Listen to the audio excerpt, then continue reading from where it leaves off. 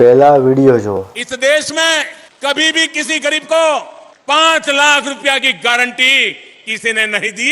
ये मोदी है जो आपको 5 लाख रुपए की गारंटी का कार्ड देता है। अहमदाबाद म्युनिसिपल कॉर्पोरेशन की एसवीपी अस्पताल में एक मरीज एडमिट हुआ, कच्छ का था।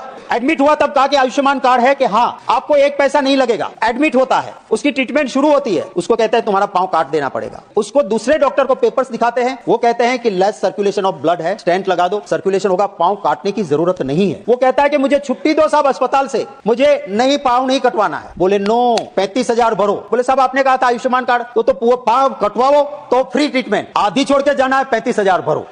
શું ક્યારેક સરકારી યોજના તમને ન મળે અને તમારા પરિવાર અથવા તમને હોસ્પિટલમાં એડમિટ કરવામાં આવે ત્યારે પૈસાનું આયોજન ક્યાંથી કરશો?